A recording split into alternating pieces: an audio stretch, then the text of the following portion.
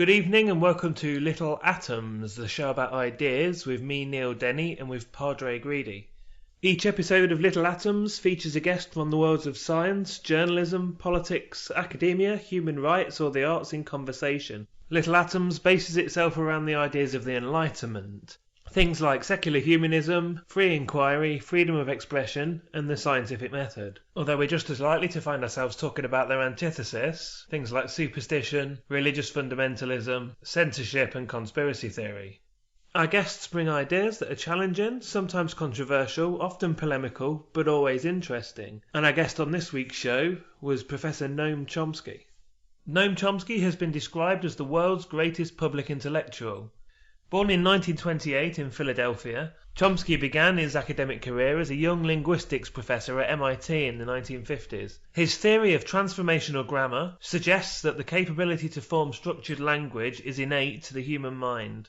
However, Chomsky first came to the general public's attention for his outspoken opposition to the Vietnam War. For more than 40 years, he has been the Academy's loudest and most consistent critic of US policies at home and abroad. Professor Chomsky has written more than 40 books, including American Power and the New Mandarins, Manufacturing Consent, Hegemony or Survival, Deterring Democracy, and Failed States. And he continues to lecture frequently, as prolific a provocateur as ever. Professor Chomsky, I'm hoping you're there. Yes, I'm here. Hello, it's an honour to speak to you. Thank you. At the moment, a lot of people in Europe and I suppose around the world seeing America as emerging from something of a dark period into a bright new future with the election of President Obama. He's presented in the media over here almost in messianic terms, and now he's been in power for just over 100 days, I think it is. I'd like to know how you think it's going. It's going about the way any rational person would have expected. The Bush administration, in particular the first term of Bush, was completely off the spectrum. Mm-hmm. I mean, the spectrum of politics is pretty narrow, but they were just off it. I mean, they were the aggressiveness, the arrogance, the brazen contempt, even for allies, simply antagonized the world, along with the aggressiveness of action and so on. And in fact, U.S. prestige in the world sank to its lowest point since it's ever been measured. So it was perfectly predictable that the next candidate would try to move back towards the center, to be accommodating, friendly, and so on. And that's pretty much what Obama's doing. Actually, all of this brings to mind a comment about the so-called special relationship between Britain and the United States. Back in 1962, at the time of the missile crisis, Cuban Missile Crisis, when the fate of Europe was really at stake, close to destruction, Washington was keeping its plans and decisions secret. It was not even informing Britain. MacMillan had to learn about it through British intelligence. He was never informed. And a high senior advisor of the Kennedy administration in internal discussion said that Britain will act as our lieutenant. The fashionable word is partner. Britain likes to hear the fashionable word, but the real word is lieutenant. Now, Bush simply told Britain and everyone else, "You're our lieutenants." Obama tells them publicly, "You're our partners. We really welcome you." But I'm pretty sure the internal word is the same as it was under the Kennedy administration. So yes, there's a change in rhetoric, a change in style, not very much to point to in the way of substance, but some change back towards the position of a more or less normal centrist Democrat, which is what one should have expected. Well, you've written that before the election and running up to the election that Obama, as you've said, didn't have a lot of substance, and he was almost the candidate that had been invented by PR. In that he was a blank slate. We've got these sort of vague terms, yes we can, and hope and things. So, I mean, do you think that's still the case? Yeah, in fact, as you may know, the advertising industry gives an award every year to the best marketing campaign of the year. And in 2008, they gave it to the Obama campaign. and executives were euphoric. You can read them quoted in the business press, like the Financial Times. They said, we've been marketing candidates like commodities ever since Reagan, and this is the best we've ever done. It's going to change the atmosphere of corporate boardrooms. Now there's going to be a new style and so on. So sure, it was a marketing campaign, and it was pretty successful. And you can see it in the popular mood. So, 7 or 8 months ago, about, I think, 80% of the population believed the country is going in the wrong direction. So naturally, every candidate, including McCain, was marketed as being the candidate of change and hope. And just this week, the latest polls came out. It turns out that the population is sort of split. It's almost half and half as to whether the country is going in the right direction. So they feel better about things. It's a good marketing campaign. A lot of people here in Europe, Professor Chomsky, have been quite impressed by noises. President Obama's been making noises about the U.S. taking a lead on combating global warming, particularly, and on nuclear proliferation. Is this a message that perhaps Europeans are a bit more open to? Is this, again, something we're being sold? Well, again, the Bush administration was off the spectrum. So the population of the United States during the Bush years was strongly in favor of strong action on global warming. In fact, the Kyoto Protocol was so popular in the United States that a majority of Bush voters in 2004 believed that he was in favor of it. That was the popular attitude. So now Obama is going closer to what had been the popular position all along, as you would expect when he's retreating for the more extreme Bush positions. And the same is true on nuclear proliferation. So the Bush administration, with its the extreme arrogance and contempt, essentially destroyed the year 2005 regular review of the Non-Proliferation Treaty and its nuclear issues. They essentially destroyed it. They said, we're not going to take part. Well, Obama's going back more towards what the Clinton position was. Yeah, we'll take part, and we will take actions that are pretty sensible. In fact, I'm in favor of them. I think that the U.S. should sign the Comprehensive Test Ban Treaty, should reduce nuclear weapons, should act to reduce proliferation. I wish it would do it more seriously.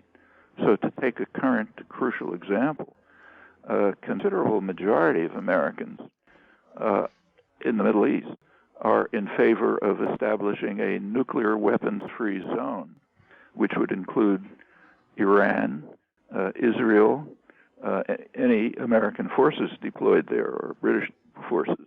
And that's a very sensible position. It can be accompanied by strong verification, but it's not on the agenda. But are we looking at slightly, I think, again, looking at the wave of enthusiasm for Obama, are we looking at a different take on the idea of American exceptionalism and moral leadership as perhaps a positive thing after the nadir of the Bush years?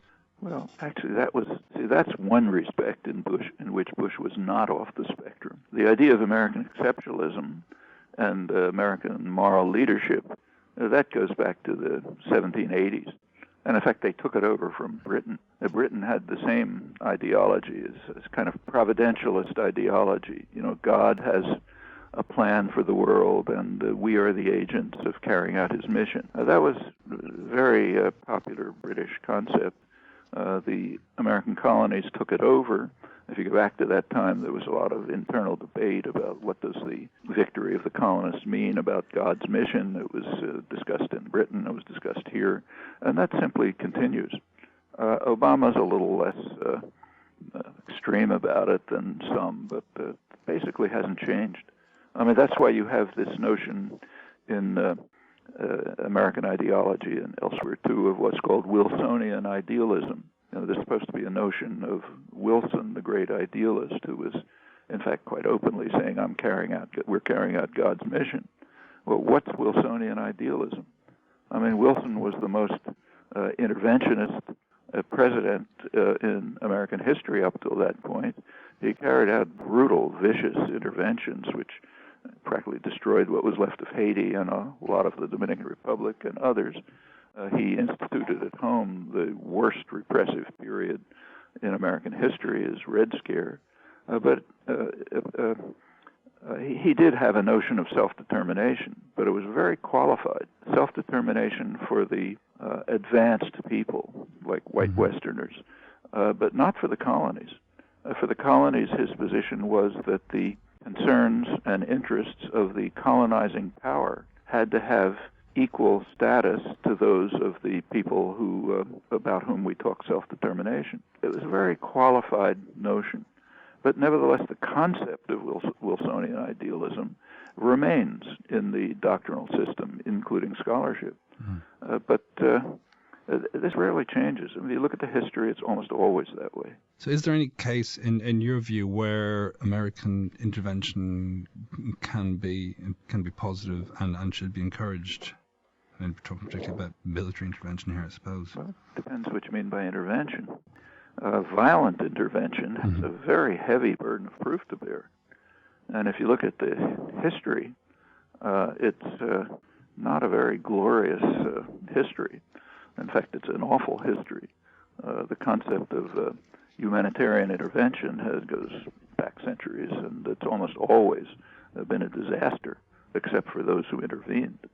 And while you can't say it can never have a benevolent effect, sometimes it does, there is a heavy burden of proof. In fact, if you look over the past post-war period, post-Second World War period, there's only two striking examples that I can think of where forceful intervention had a very significant positive humanitarian effect. One was in 1971 when India invaded East Pakistan and put an end to horrible atrocities in what became Bangladesh. And the other was in 78, 79 when Vietnam invaded Cambodia and put an end to Pol Pot's atrocities just at the point where they were peaking. The worst atrocities were in 78, and Vietnam invasion put an end to it. Okay, so there are two cases which had significant positive effects, but they don't enter into the canon of discussion of humanitarian intervention for two reasons. One, they were carried out by the wrong people, them, not us. And second, the U.S. was bitterly opposed to them in both cases.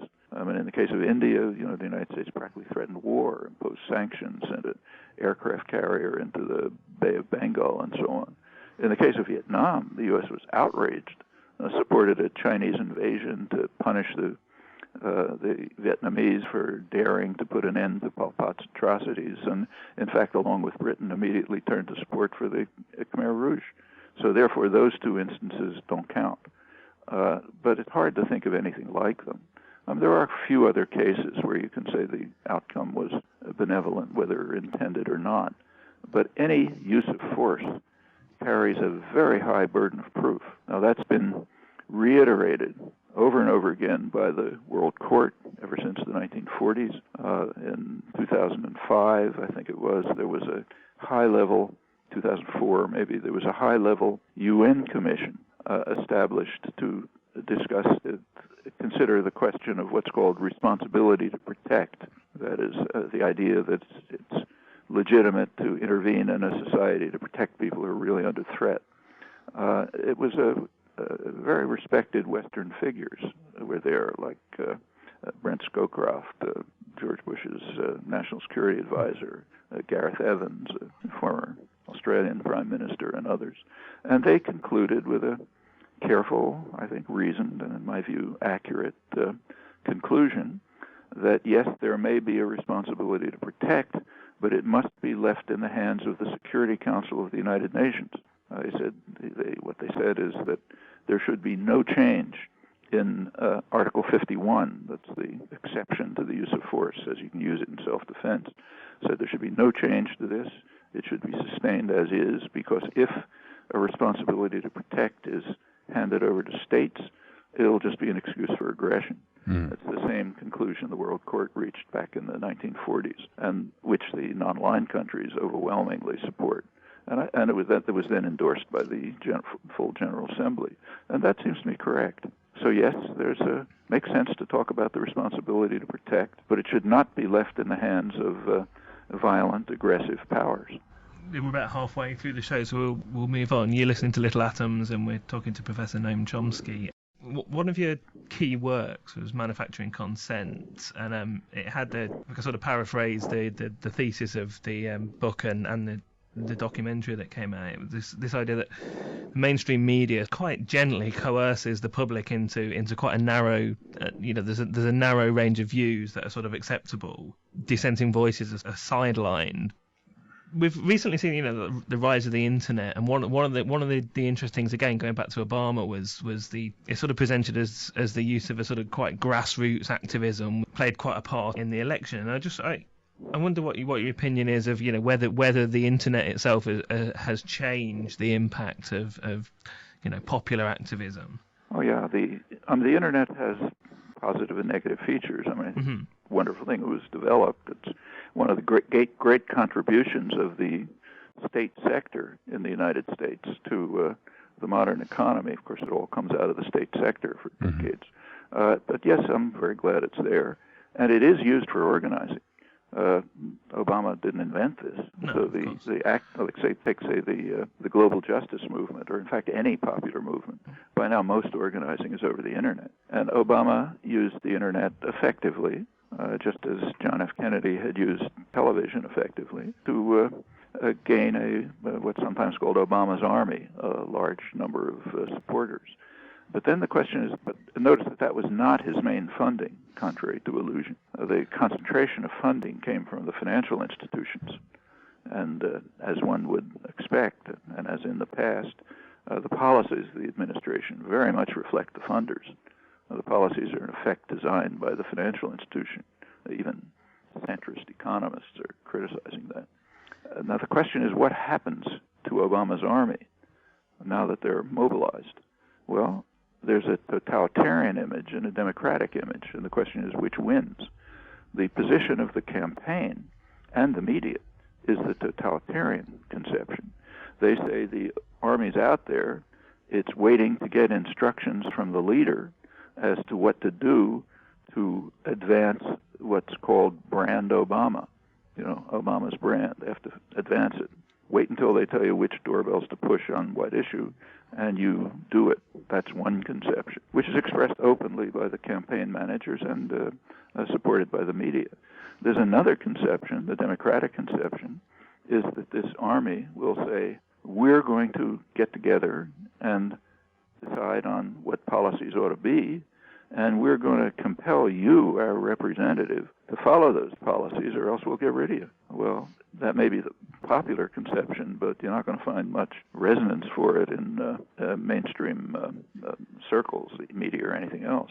But it could be a popular conception, and if so, the U.S. could move in the direction of more functioning democracy, in which the population doesn't just take orders, but in fact initiates programs. Let's look at you mentioned that there are good and bad sides to the internet, and one of the things that we often talk about on this show is one of the things the internet has seen is the rise of the sort of conspiracy theory, and particularly the sort of 9/11 truth movement. And this is something that you've been quite robust in criticism of yourself. I mean, let's talk about, do you think these sort of things have quite a malign influence on the perception of activism itself? Oh, yeah.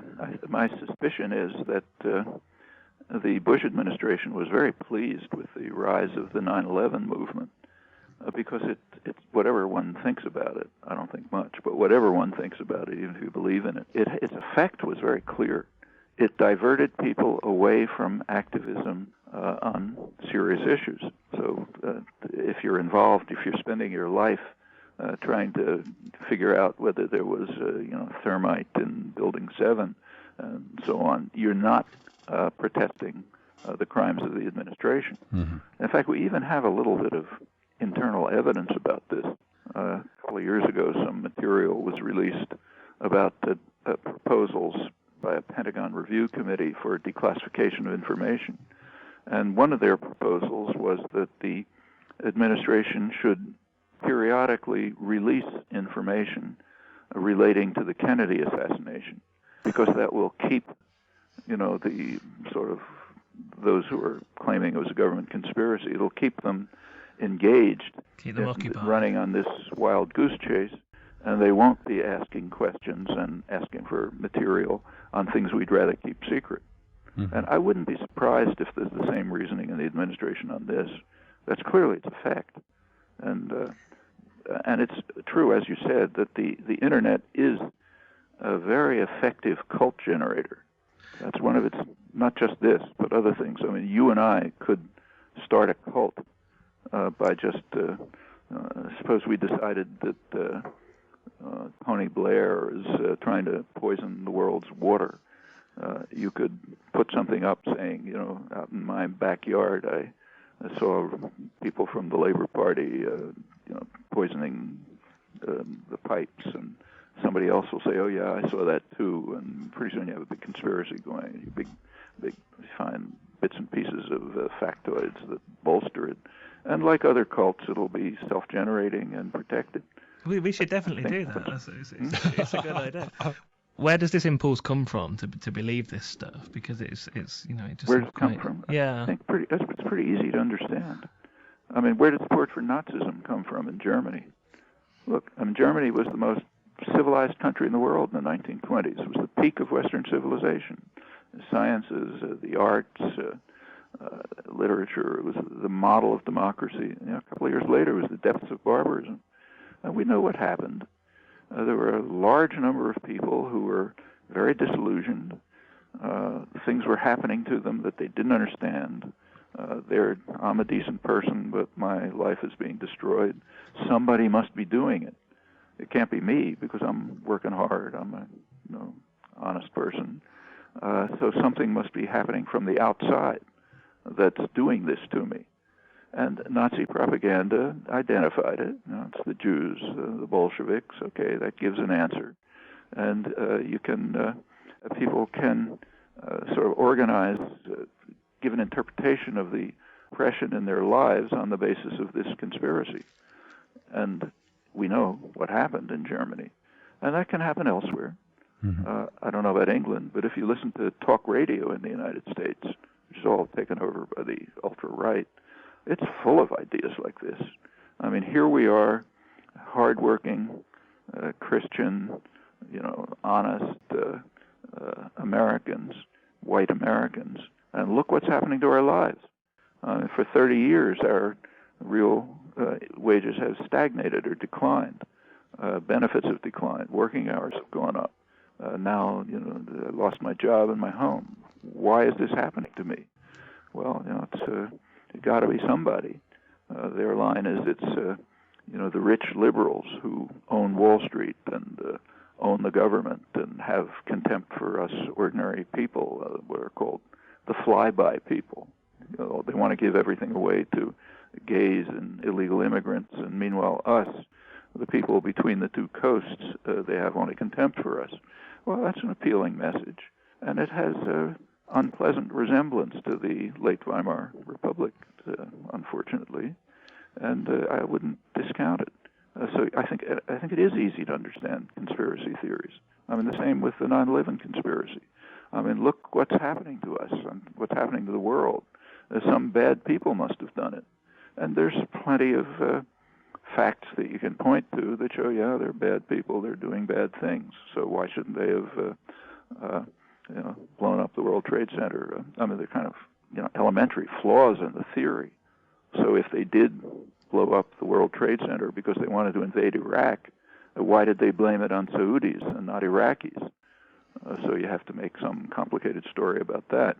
But that's typical of, kind of, I hate to use the word because they're nice people, but what amount to cults? It's a perfect place to end it on. We're unfortunately out of time. It's been an absolute pleasure speaking to you. So thank you very much for agreeing to speak to us today, Professor Chomsky. Okay, good to talk to you. Yeah.